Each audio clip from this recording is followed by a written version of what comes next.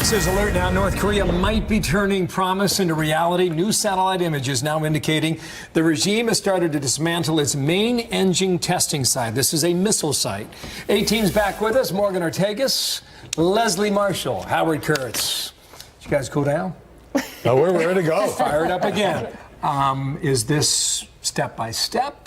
Is it tit for tat? We do this, you do that, and eventually you find progress. If this analysis is correct, it's very welcome news for the Trump administration, not just for the obvious reasons. There's a report in the Washington Post the other day saying the president is frustrated behind the scenes that after the pageantry and the spotlight of his summit with Kim, that the North Koreans seem to be slow walking, canceling meetings, not returning phone calls. There was that statement about gangster-like behavior by the U.S. I think the original hope of quick denuclearization, if the president thought that, has clashed with the reality of dealing with the maddening North Korean regime. So he needs some concrete results. This might be a first step. That would be a good thing. Leslie, I don't think anybody thought this was going to happen overnight, but it is working really slow at a snail's pace. Earlier last hour, I spoke with Lieutenant Colonel James Reese, and he basically talks about patience, but also being cautiously optimistic. First of all, let me play that sound, and then I want you to react.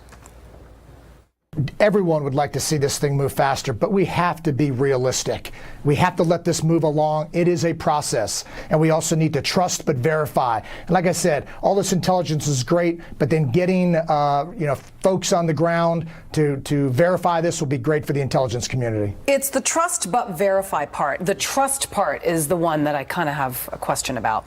Well, I do too. Yeah, I mean, I think that when it comes to North Korea, there's not left or right, Democrat, Republican. You know, we all know what kind of a regime this is. But when you look at this leader, his father, his grandfather, a lot of promises that weren't kept, meetings that didn't go the way we wanted. I do not feel that our idea of denuclearization is the same as the leader of North Korea's. I also don't think that he is going to denuclearize in any full capacity while we have our troops, our military presence on the peninsula in South Korea, which we will continue to have. We have not seen remains returned. I think I'm a pessimist on this, and I just don't think that what we're seeing from the aerial view is the full story. I would like it to be cooperation, but I fear that it's not, and I think we're going to find that out. So this comes on the heels of Secretary Pompeo and Nikki Haley's meeting at the UN Security Council on Friday. They came out on Friday. They had a big press conference where they pressed all of the members of the Security Council to continue to implement the sanctions, 3 different levels of sanctions that were passed at the UN. What's important to note is that Secretary Pompeo directly called out the Chinese and the Russians for violating the petroleum ban, the levels against North Korea. They showed pictures of ship-to-ship transfers. So why is this very important? Why am I talking so much about sanctions? It's because these sanctions are drastically hurting the North Korean economy. This is what Kim Jong-un wants to get out from under. And so I think the move that you saw today could be a direct reaction from the press conference and the meeting that Pompeo and Haley had at the UN on Friday. Pompeo testifies tomorrow before the Senate. Yeah. I mean, whether it's North Korea or whether it's Putin.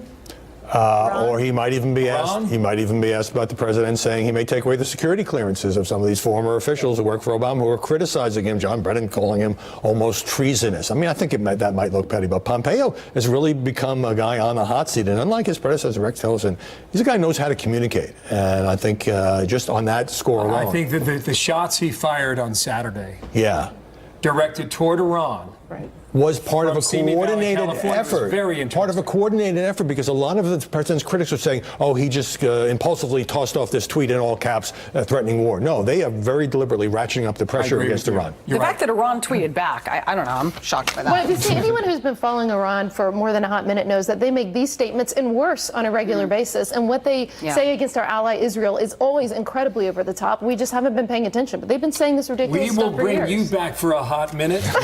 Or Thank two. you, Morgan. Yay! Thank you, Leslie. Thank you, Howard. Thank you, Bill. Nice to have you. Thank you, Julie.